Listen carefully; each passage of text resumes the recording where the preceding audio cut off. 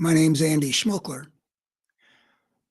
The American political battle of these times, I think, is best understood as something fairly extraordinary in American history, which is whether American democracy is going to survive or whether it'll be replaced by I choose the word fascistic, but other kinds of words could be authoritarian, strongman, dictatorship, a bottom-up form of governing how power is used by the state as deriving it from the will of the people, or a top-down one where the people are essentially subject to the power at the top that is not answerable to the people.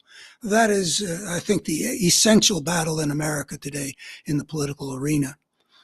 It's got to do with whether the law is something which rules over the society so that our conflicts get resolved according to the rules that have been set up to resolve conflicts versus mere power governing, where you go from the rule of law to the strong do what they can and the weak suffer what they must, which is how the Athenians, according to Thucydides, summed up the way of the world, and it describes a great deal of what human history has shown. We have this large battle of democracy versus fascism, and within that large battle, there are a lot of, like I've said, at Gettysburg, you've got Little Round Top and you got Cemetery Hill, and there's little places or major places where these battles get conducted, but it's all part of the same struggle about, will Lee have a clean shot at Washington because he's won the Battle of Gettysburg, or will he have to retreat back across the Potomac into Virginia? So that's the kind of situation we have now. And our little battles, our Devil's Den and Little Round Top kinds of things, are like Donald Trump versus the rule of law and trying to hold him accountable, and a lot of very interesting things going on there and some uncertainties about exactly how it'll all play out. But nowhere is the destiny of this in the short term, meaning the course of the next year. Nowhere is the fate of American democracy more at stake than in the 2024 election, particularly at the presidential level. But not only at the presidential level. There's a whole range that would go from President Biden getting a second term and being given a Congress that actually could get things done in a way that even in his first 2 years, where he accomplished a lot, even more than that could get done because the margins, you could get rid of the filibuster. Anyway, that's one extreme that we could get, which is a Congress that would enact programs that would be proposed by the reelected President Biden, all the way over to the other side, where Donald Trump wins and maybe the House remains in Republican hands and the Senate switches from a Democratic majority to a Republican majority, and some things in between, obviously.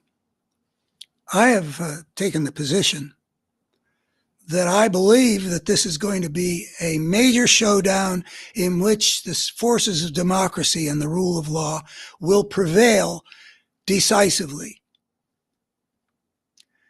Maybe even a blowout, and that's what I'm aspiring to. On the other hand, I worry.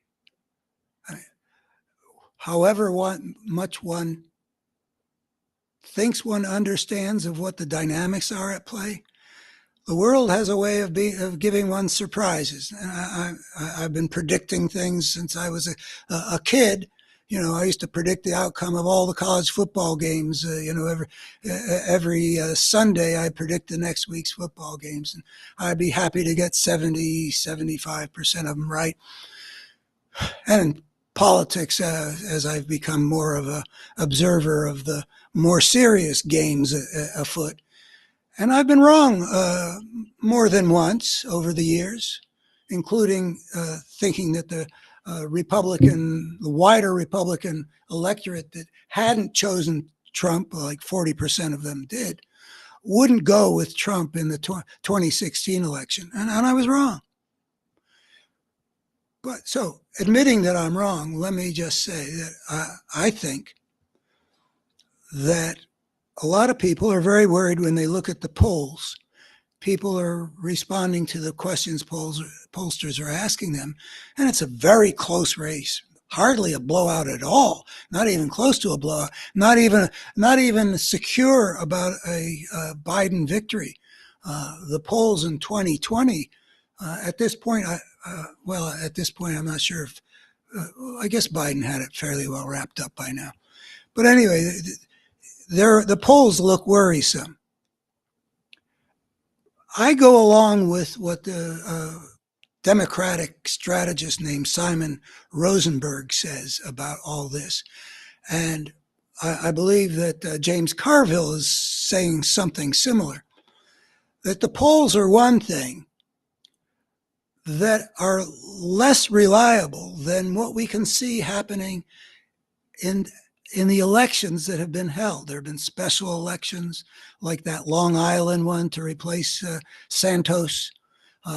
And there have been elections around the issue of abortion, for example, like in Kansas so memorably, and since then in fairly, not quite so red, but still pretty red Ohio.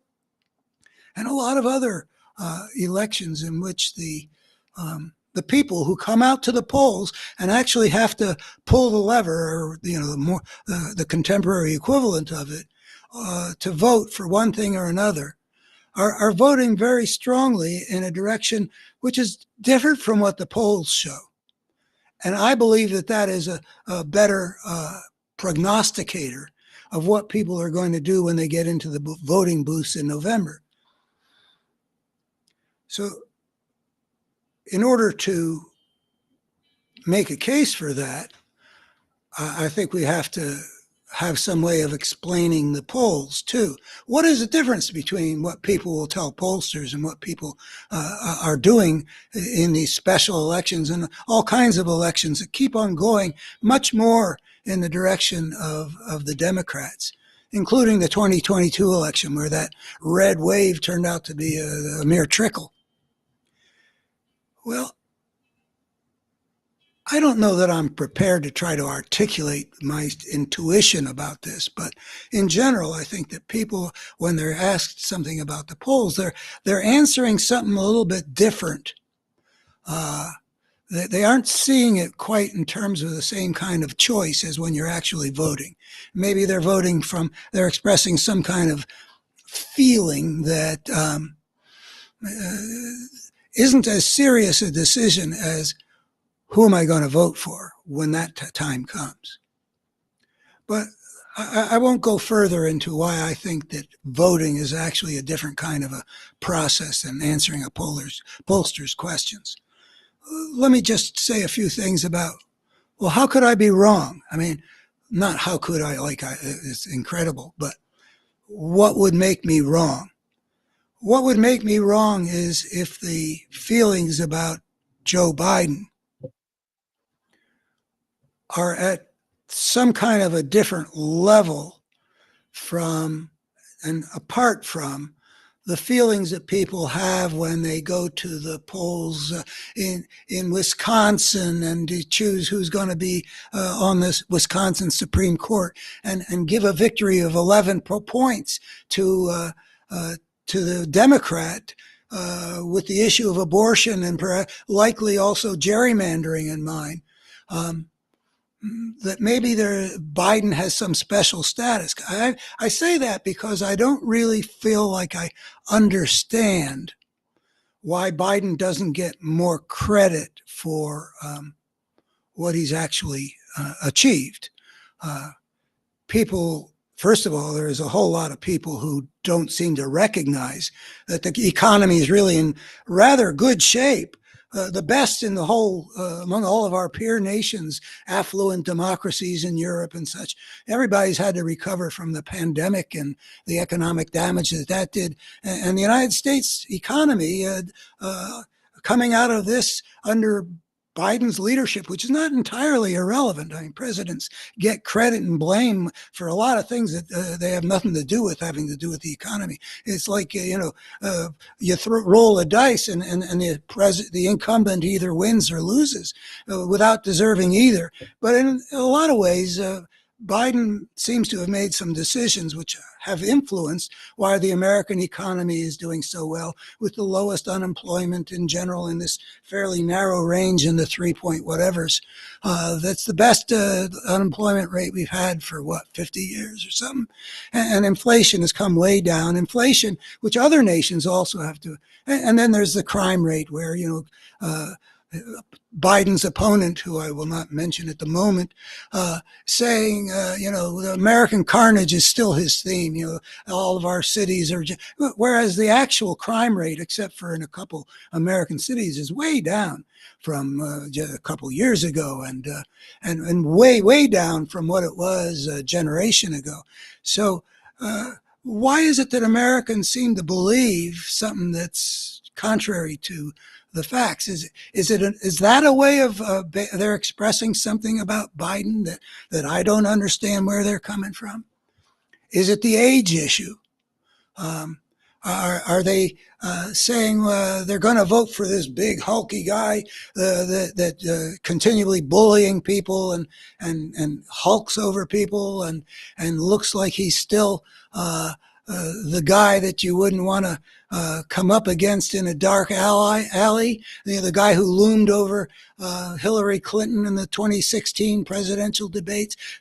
He may be crazy, he may be a sociopath, but he's got some kind of physical power, and he's willing to throw his words around and intimidate people. And they'd rather vote for a crazy bully than for a guy who walks a bit more like an old man than you want your commander-in-chief to be.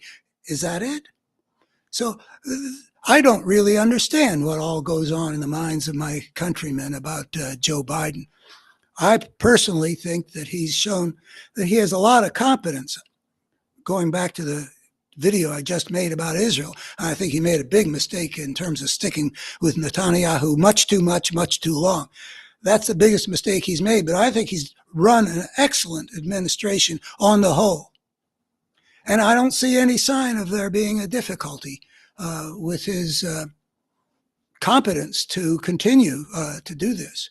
I think he is, but I can't deny you don't know what the 4 years between 82 and 86 are going to look like.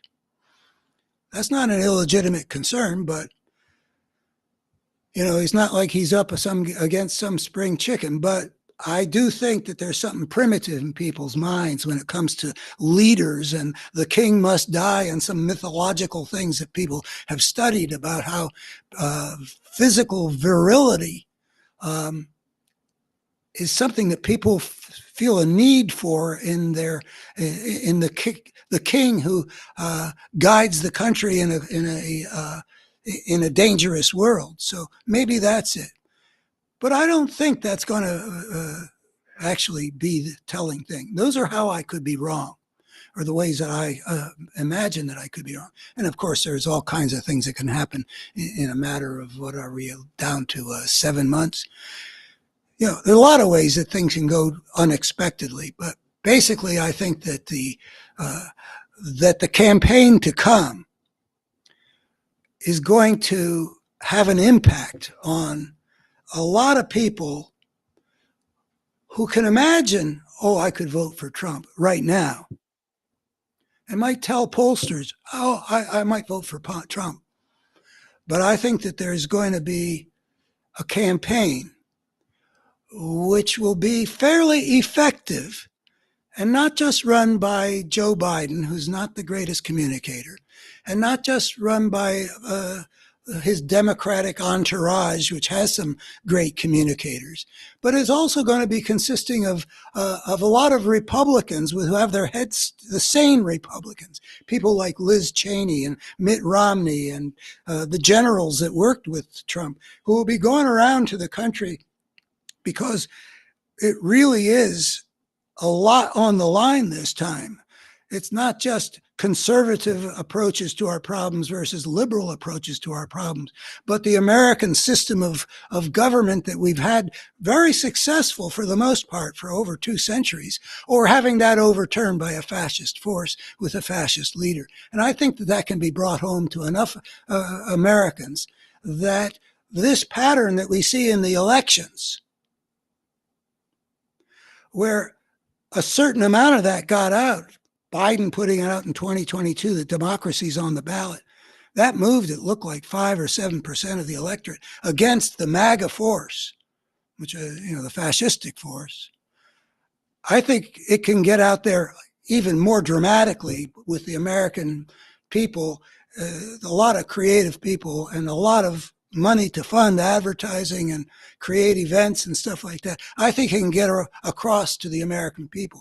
And fundamentally, my optimism about the 2024 election and about the survival of American democracy is based on my belief that it is a fairly small minority, no more than a third, that assuming everybody understood what was at stake in this election, the overwhelming majority of Americans would choose democracy and reject the fascistic force.